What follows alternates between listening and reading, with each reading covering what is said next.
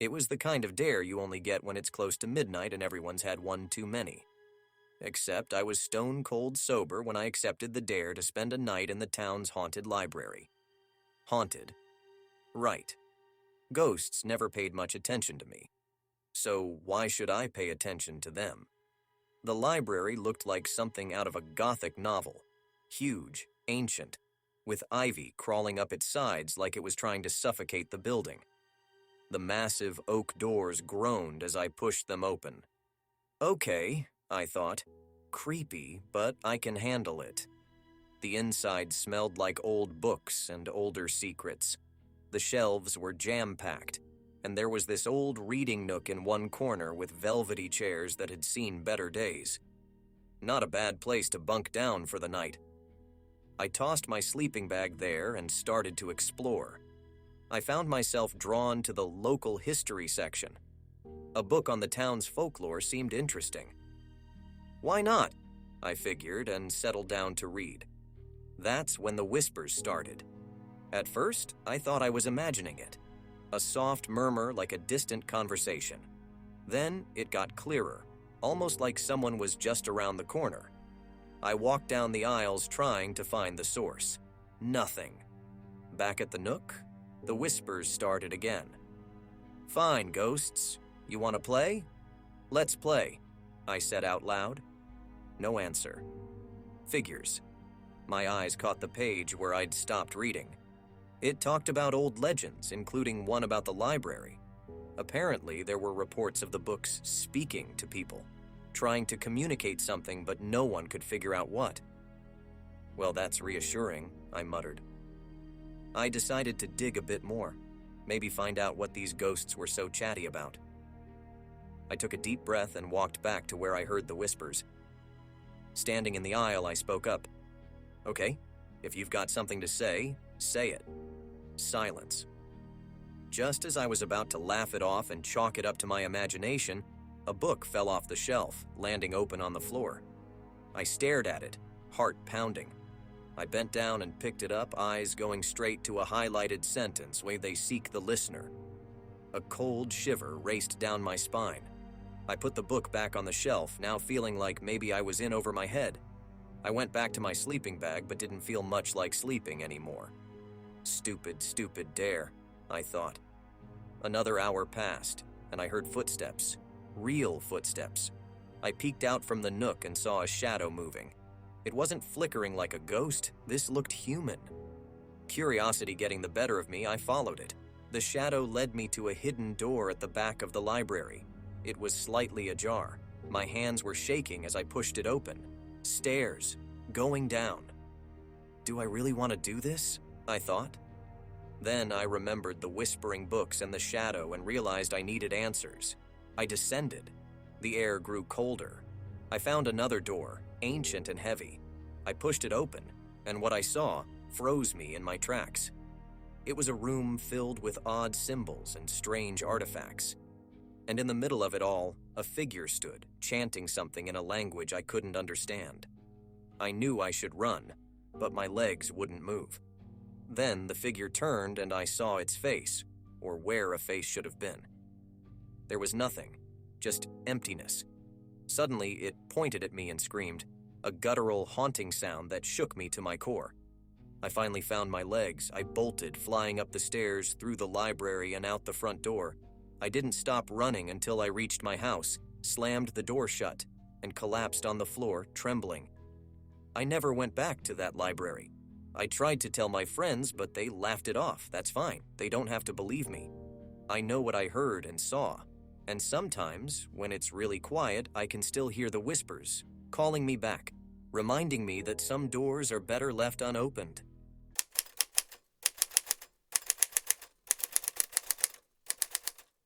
I'll be the first to say it. I'm a bookworm. So when I got a part-time job at the old library downtown, I was thrilled. This place was a sanctuary, a maze of endless shelves stacked with ancient books and forgotten stories. Perfect, right? Except there was something weird about it. From day one, I felt it, like eyes on the back of my neck. I brushed it off as jitters. It was a slow Thursday night, Rain pounded against the windows like 1,000 tiny fists, not a soul in sight except for Mrs. Thompson, the librarian. She'd been working there since the dawn of time and didn't spook easily. "Make sure to lock up the basement tonight," she told me, glancing at the clock. "Storm's causing a draft and I don't want any of the rare manuscripts getting damaged." "No problem, Mrs. Thompson." I smiled, although the thought of going to the basement gave me the creeps. By 9 p.m., Mrs. Thompson called it a night. "Remember the basement," she huffed as she left. Now, alone, the library felt different. The shadows seemed darker, and every tick of the clock echoed like a drum. Time to wrap this up, I thought. I grabbed the keys, took a deep breath, and walked towards the basement door. The moment I unlocked it, a cold breeze hit me, goosebumps covered my skin. Flicking on the lights, I rushed to the far end, secured the window, and hightailed it out of there. But as I was about to lock the door, I heard it, a whisper. "Don't leave." I froze. Was that my imagination? Curiosity overruled my fear, and I turned back. "Hello?" I called out. "Is anyone there?" Silence. My heart raced, but I decided to shrug it off and lock up. Just a wind trick, I told myself. Nothing more. Upstairs, I got busy shelving the last few books. One of them was an old leather-bound tome titled Local Legions. My hand hesitated. I knew this library had a reputation for being haunted, but come on, those were just stories, right? Flipping through the book, I found a chapter about the library. Some say the spirit of Harold, the librarian, still roams the place. Legend has it that Harold was so possessive of his books that he never left, even after death. I chuckled. A ghost librarian, huh? As I put the book back on the shelf, the lights flickered. "Oh, great," I muttered. "Probably just the storm." But then, the room went dark. The pitch-black darkness felt like a blanket. My heartbeat thundered in my ears. Slowly, the emergency lights flickered on, casting eerie shadows across the room. "You've got to be kidding me." I fumbled for my phone, only to realize I'd left it charging at the front desk. Gritting my teeth, I started to move in that direction. That's when I saw it. A shadowy figure near the basement door. It was hunched over, almost as if reading a book. "Mrs. Thompson, is that you?" I stammered. No response. Taking small steps, I moved closer. "If this is a joke, it's not funny," I called out, my voice trembling. As I approached, the figure turned toward me. I saw its face, or rather the lack of it. My breath caught in my throat. This couldn't be real, but there it was, looking right at me. I wanted to scream, but no sound came out. Just then, the figure whispered, "Why did you leave?" I bolted. Forget the phone, forget locking up. I needed to get out. My heart pounding like a drum, I lunged for the front door, fumbling with the lock. As I burst out into the stormy night, the rain never felt so good. I never went back. They found my phone the next day, laid neatly on the front desk as if nothing had happened. Mrs. Thompson said maybe it was just the storm playing tricks, but I knew better. Sometimes, I still pass by the old library, and sometimes I swear, I can see a shadow behind the basement window, a figure hunched over reading a book, forever possessive, forever alone. But hey, don't take my word for it. The library's always looking for new part-time help. The end.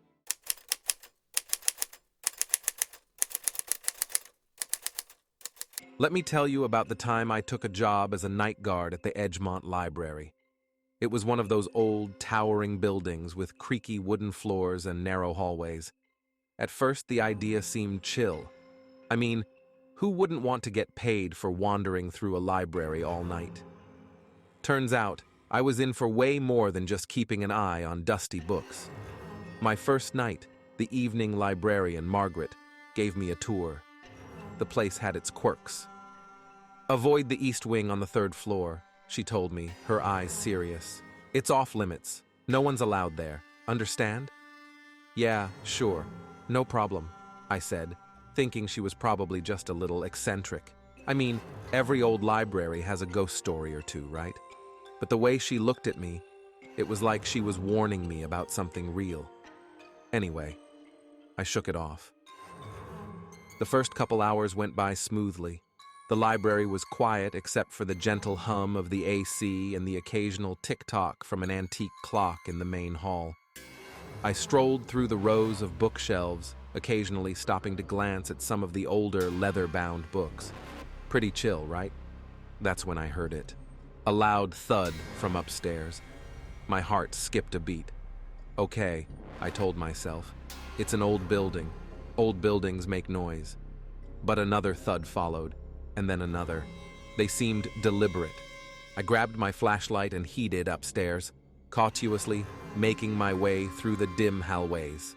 The noise had come from the direction of the east wing, the one I was told to stay away from. Maybe some teenager had snuck in, or maybe there was an animal loose. Either way, I had to check it out. I approached the door to the east wing and took a deep breath. My hand hovered over the doorknob for what felt like an eternity. Finally, I turned it. The door creaked open, revealing a long, narrow corridor lined with towering bookshelves. A sense of dread washed over me, but I had to go in. As I walked deeper into the east wing, the air grew cold, like icy fingers wrapping around me. I could see my breath. The flashlight flickered, and I smacked it with my hand, cursing under my breath. Come on, not now. The beam of light steadied and caught the eyes of something, or someone, at the end of the corridor. I froze. The eyes disappeared into the darkness. My heart was pounding. I was about to turn and run when I heard footsteps. They were coming toward me. I shone the flashlight toward the sound, but there was nothing there. The footsteps stopped. I took a couple of deep breaths, trying to muster up the courage to move. That's when I felt it, a hand on my shoulder. I screamed, spinning around, but there was no one there. At this point, I didn't care about the job. I was getting out of there. I bolted, running down the corridor and through the maze of bookshelves. Just when I thought I was almost out, I skidded to a halt. There, blocking my way, was a tall figure in a tattered, old-fashioned suit. Its face was obscured by shadows, but I knew I was staring into the eyes I had seen earlier. "Who are you?" I stammered, my voice shaking. The figure stepped into the light, revealing an old, wrinkled face, almost like it was made of paper. It smiled, a crooked, unsettling grin. "I'm the librarian," it said, its voice a gravelly whisper. "You can't leave until you've checked something out." Suddenly, the shelves around us began to shake, and books flew off, pages fluttering like mad birds. They swirled around us, and I fell to my knees, covering my head. This was it. I was done for. Then, as quickly as it started, it stopped. I looked up, and the figure was gone. In its place was a single book lying on the ground.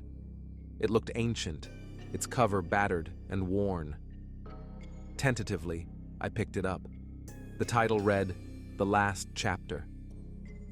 I felt a gust of wind, and before I knew it, I was back in the main hall, the morning sun streaming through the windows. I looked around, disoriented. Had it been a dream? A nightmare? I didn't stick around to find out. As I walked out, I noticed Margaret arriving for her morning shift. She glanced at the book in my hand, her eyes widening. "You went into the East Wing, didn't you?" she said, her voice tinged with disbelief and maybe a little fear. I nodded, handing her the book. "I quit," I said, and walked out, vowing to never set foot in a library again. To this day, I still don't know what happened that night, but every so often, when the wind howls and the air turns cold, I find myself thinking about that library and the mysterious figure that called itself the librarian. And I can't shake the feeling that somewhere in the pages of an ancient book, my name is written in a chapter I never want to read.